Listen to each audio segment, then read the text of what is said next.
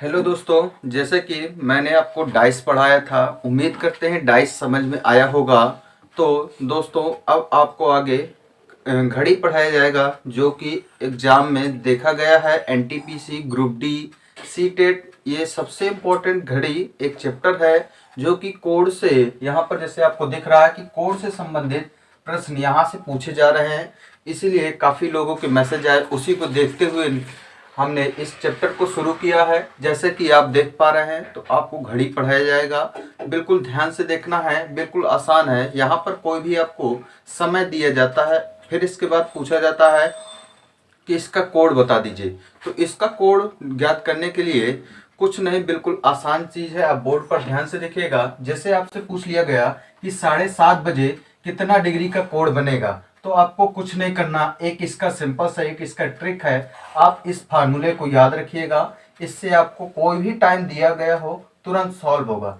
60H, यानी H का मतलब है घंटे, और इसके बाद आपको यहाँ ऐसा सिंबल लगाना है। फिर यहाँ पर लिखना है 11 मिनट, फिर बटे 2 करना है। इस साइन का मतलब है कि हमेशा हमको बड़ी वैल्यू में से छोटी वैल्यू घटाना है। ऐसा नहीं है कि टाइम हम माइनस में ले लें। कहने का मतलब है इस साइन में माइनस करना है, लेकिन किससे माइनस करना है? हमेशा बड़ी वैल्यू में से, छोटी वैल्यू में से नहीं। तो जैसे अब हमारे पास टाइम दिया है जैसे 7:30, तो 7:30 का मतलब है ये एच हो गया। एच का मतलब हो गया घंटे, और ये हो गया मिनट। मिनट का मतलब आप समझ रहे हैं, ये मिनट हो गया।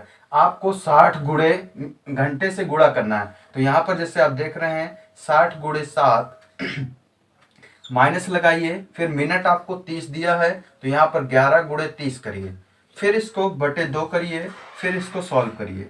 यहाँ से 420 हो गया। इसके बाद यहाँ माइनस लगाइए, यहाँ 330 हो गया, बटा यहाँ पर 2 लगाइए। इसके बाद आपको यहाँ पर इसको सॉल्व करना है। जब यहाँ पर आप माइनस करेंगे, ये आएगा 90/2। इसको जब सॉल्व करेंगे तो ये आएगा 45। दोस्तों, ये तो एक कोड निकला, ये एक कोड निकला है। इसके बाद आपसे पूछा जा सकता है, ये छोटा वाला कोड है, आपसे पूछा जा सकता है कि बड़ा वाला कोड कितने का होगा। तो आपको पता है कि घड़ी जो है ये पूरा गोला है, ये 360 का होता है। तो 360 में से आप 45 घटाएंगे, जितना आएगा वही आपका क्या हो जाएगा आंसर। 315, यहाँ से 315 आएगा। तो ऑप्शन में कोई भी दिया जा सकता है, 45 दिया जा सकता है और 315 दिया जा सकता है। तो आपको इसको ध्यान से देखना है कि कैसे सॉल्व कर सकते हैं। बस यहाँ पर आपको यही देखना है कि घड़ी आपकी 12 घंटे के अंदर ही हो। कहने का मतलब है घड़ी में 13-14 बचेंगे, तो हम उसको 12 घंटे के अंदर कर लेंगे। उसको 12-13 जब बजेंगे तो उसको 1-2 लिखेंगे, ना कि 12-13 लिखेंगे। और बाकी यही फार्मूला आप अप्लाई करेंगे, कोई भी कोड का क्वेश्चन तुरंत सॉल्व हो जाएगा। ठीक, ओके, समझ में आया होगा। हेलो दोस्तों, जैसे कि हम घड़ी का क्वेश्चन सॉल्व कर रहे थे, दूसरा क्वेश्चन हमारे पास है। तो दोस्तों, उम्मीद करते हैं आपको ये चीज़ें समझ में आ रही होंगी। तो अपने दोस्तों को ज़्यादा से ज़्यादा इस चैनल को लाइक करवाइए, सब्सक्राइब करवाइए और कमेंट करिए किस टॉपिक में आपको प्रॉब्लम हो रही है। हमारा सपोर्ट करिए, जिससे कि हमको मोटिवेशन मिलता है। तो नेक्स्ट क्वेश्चन हम देखते हैं। जैसे कि लिखा है 12:20। इसका अगर आपसे पूछा गया कोड कितना होगा, तो आपको ये ट्रिक बता दिया गया है कि इस फार्मूले में आपको पुट करना है, आंसर आपके सामने आएगा। लेकिन अभी हमने बताया है कि घड़ी हमारी 12 घंटे के अंदर होनी चाहिए। तो 12 बजा है, 12 का मतलब होता है 00:20, यानी 0:20। तो यहाँ पर अब घंटा हमारे पास 0 हो गया, तो इसको 60 से हम गुणा करेंगे, तो यहाँ पर 0 हो जाएगा, माइनस, फिर इसके बाद हमारे पास मिनट यहाँ 20 है, तो 11 × 20 करेंगे, बटा 2 करेंगे। यहाँ पर सॉल्व करेंगे, ये तो आपको समझ में आ ही रहा होगा। ये 0 हो गया, यहाँ पर 220 हो गया, बटा 2 हो गया। अब इसको आप सीधे भाग दे दीजिए 2 से, तो यहाँ पर आ गया 110 डिग्री। ये तो एक कोण आया, लेकिन हमको पता है कि घड़ी में ये पूरी घड़ी जो होती है वो 360 की होती है, जैसा कि मैंने पिछले क्वेश्चन में आपको बताया है। तो आपको 360 में से 110 माइनस कर देना है। तो यहाँ से आपका आ जाएगा, यहाँ से आपको आ जाएगा 250। तो उम्मीद करते हैं दोस्तों ये आपको समझ में आया होगा। तो ज़्यादा से ज़्यादा अपने मित्रों को ये चैनल सब्सक्राइब कराइए, जिससे कि हमको सपोर्ट मिले। तो जैसे कि मैंने आपको घड़ी के कुछ क्वेश्चंस बताए हैं, एक आपके लिए क्वेश्चन है जो कि आपको कमेंट बॉक्स में आंसर देना है 3:20।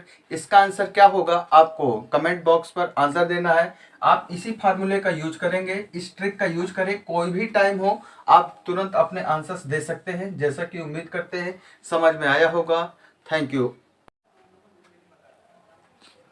हेलो दोस्तों, जैसे कि आपको घड़ी पढ़ाया जा रहा था और घड़ी से आपसे प्रतिबिंब से रिलेटेड क्वेश्चन पूछे जा सकते हैं। तो आप एनटीपीसी या ग्रुप डी की तैयारी करते हैं या अदर एग्जाम की कोई भी एग्जाम की तैयारी करते हैं तो आप इसको ध्यान से देखिए, क्योंकि ये किसी भी एग्जाम के लिए बहुत बहुत इम्पोर्टेंट है।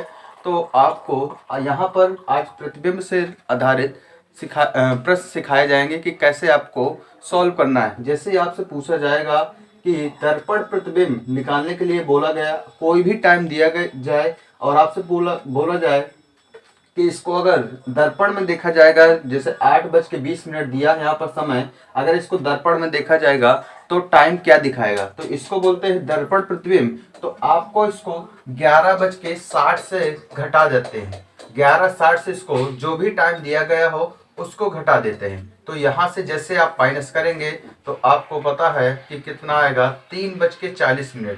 तो ये आंसर आपका क्या हो जाएगा, 3:40।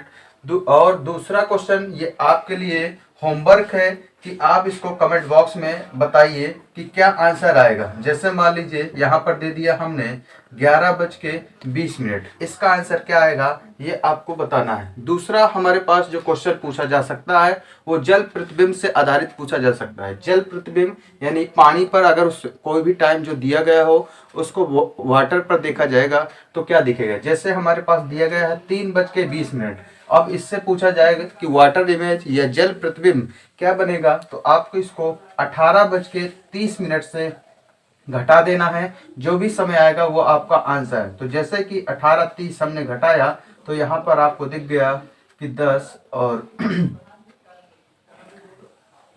15:10। 15:10 का मतलब है 3:10। यही हमारा आंसर। तो एक क्वेश्चन आपके लिए, आप इसको कमेंट बॉक्स पर आप इस क्वेश्चन को बताएंगे कि अगर आपको 12:20 है तो इसका आंसर क्या होगा, ये आप कमेंट बॉक्स में बताइए।